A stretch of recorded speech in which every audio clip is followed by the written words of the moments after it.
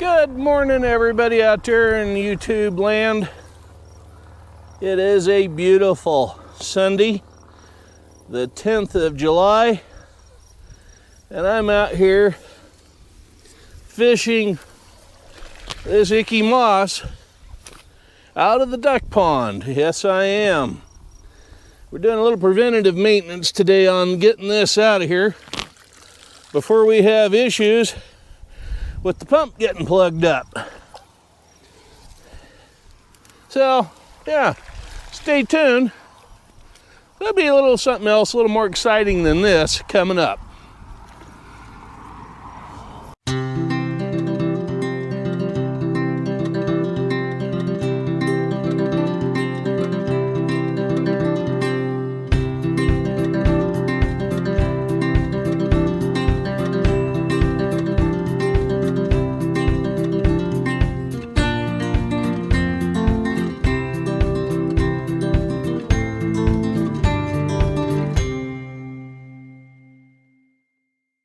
Some of this moss is just beyond the reach of my hook on the end of that stick deal. That's actually a tree limb pruner. Yeah, so I'm going to have to rig up something a little else. The big hole that I dug down here in the middle of the pond, if you can't hardly tell, no fault of the camera, but I can see it. There's a big wad of moss down there in that hole right here in this area. A little different shade to the green of the water right there. So that big hole did catch and trap most of the moss that's on the bottom of the pond from going over there and down to the bottom of the intake for the irrigation pump. Knock on some wood, I can tell the pump is doing all right and getting its full amount of water, and it's not plugged up because I have 6 sprinklers on the other side of the pond here that are running full tilt, plus one more up watering the walnut trees. And since we've gotten some water out here on the show area, the grass has greened up quite a little bit. There's still a little bit of a dry streak right straight through this area where I'm looking at right now, but it is greening up. We've all heard the old saying about sometimes you need expert advice, so you talk to yourself. Well, I finally found one thing that I hate about getting old. I forgot to pay attention, and I got to start all over again. I'm still out here working on the battery cables on the little pickup. Battery, I think, is also bad. So we're going to replace it. Plus, I could not get the negative cable clamp loose of the terminal. The screw that held that little tin clamp together would not come loose. Just wouldn't do it. So I ended up having to cut the cable off for the negative side or the ground, or earth, depending on which side of the pond you're on. And yeah, so that's what I'm doing right now in the shade while it's still a little bit cool. Anywho, some of you have asked why I did not enter the Super M in the parade or join in with the crowd that was basically asking me to participate with them in the parade. Well, there's a real simple reason for that, and that is taking the Super M up to the parade was kind of a last-minute idea. The idea was I was to meet a lady that I work with uptown there, and we were going to jump in one vehicle and run downtown, try to find a parking spot somewhere near the parade route or the city park. Well, it ended up she couldn't make it, and it got later in the morning than I was thinking. And by the time I got around to thinking, well, I'll just go ahead and go up to the parade anyway, it was late enough in the day that if I had done that, I would have ended up stuck in roadblocks that the city puts up to keep vehicles from traveling down the parade route. Well, didn't really want to get stuck in that situation again. I've already been there and done that. In fact, that's how I got into the parade route a couple of times and got right down to my favorite gas station and sat there and watched the parade from their parking lot under the canopy where the shade is. I told the person at the roadblock that I was a replacement tow vehicle for one of the floats in the parade because they couldn't get the other one to start. So they let me in, and down the parade route I went the wrong way and parked where I wanted and got something to drink that was cool and sat back and watched the parade. Well, that's why I took the tractor this year, figuring maybe I was going to end up in the roadblocks again.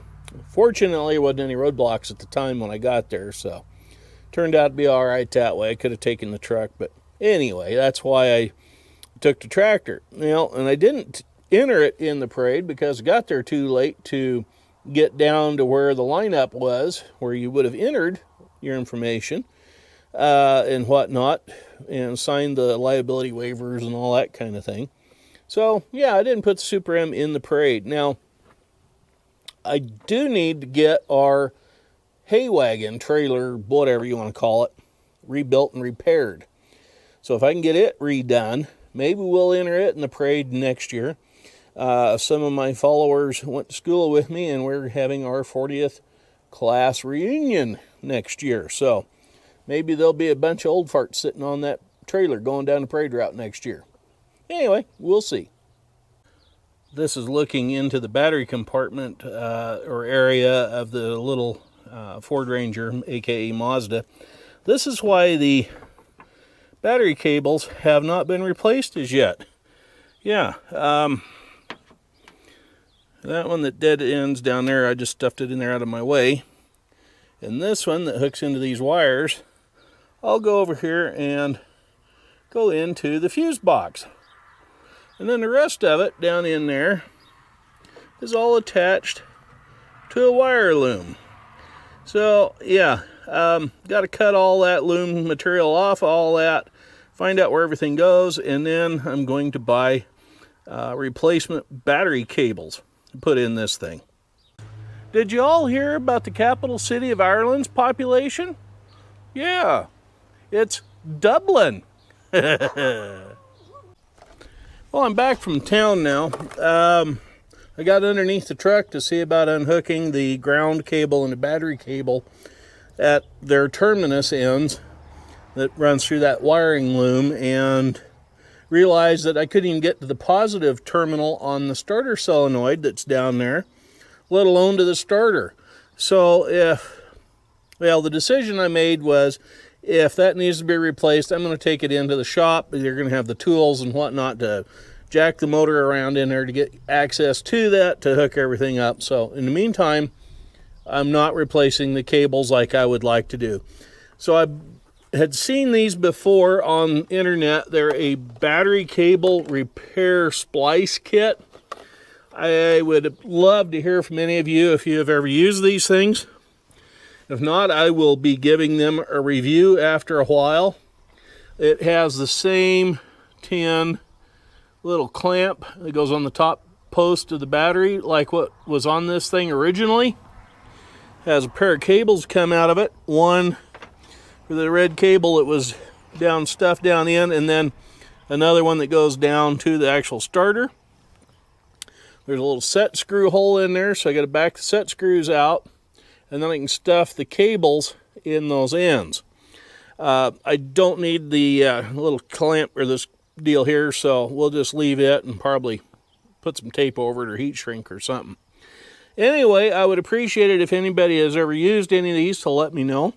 I'm going to install them and try them on this little pickup. I got a new battery because I couldn't get that off of the negative terminal. The little set screw that was in there just wouldn't turn. So, yeah, cut that whole thing off and got a new battery anyway. Put the battery on the tester, found out it was bad. So, yeah, we're going to get this fixed up, get it ready to go and back on the road, and then we'll be on to our next little project. Well, and that's a deep subject. That's going to wrap up today's little video here at the farm. Anyway, hope you enjoy it. We'll be getting back to some of the old tractors and farm equipment here shortly. So stay tuned. And thank you to all you new subscribers and to all you present subscribers. Please share this video around with your friends and family and whatever. And don't forget, it doesn't cost you anything to hit that little red button right down over there. Yeah, right down there. Says subscribe on it. If you'd hit that, I'd appreciate it. We're trying to hit 400 this month. And thought we'd almost did it last month, but come close. But we're getting there. Anyway, I'm Farmer Dave. Y'all be careful. We'll catch up with you later now. Bye-bye.